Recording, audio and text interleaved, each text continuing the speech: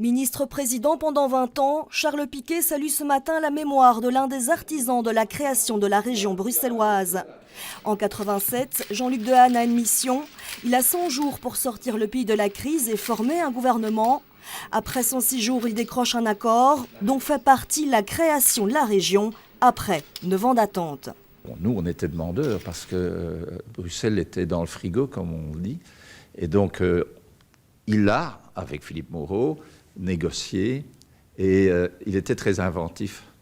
Et pour faire passer la pilule du côté flamand, notamment, oui, c'est vrai qu'il a inventé des formules, comme par exemple le fait que la région pourrait voter des ordonnances, mais pas des décrets. Donc il y avait une petite différence avec la Wallonie et la Flandre. Ça faisait mieux passer les choses du côté flamand. Pragmatique, pour lui, Bruxelles doit jouer un rôle de trait d'union entre le Nord et le Sud dans ce modèle fédéral qu'il met définitivement sur les rails en 92. Il se rendait compte de ce que Bruxelles, en tant que capitale de l'Europe, avait une importance colossale pour les deux autres régions et pour les Bruxellois, et que l'on ne pouvait pas laisser Bruxelles dans l'état de grand délabrement où elle se trouvait au début des années 90. Quand je suis devenu bourgmestre de Bruxelles, je me rappelle que rien que dans le Pentagone, il y avait près de 560 chancres. Jean-Luc Dehaene relance les investissements dans la capitale via la création de la dotation Belliris.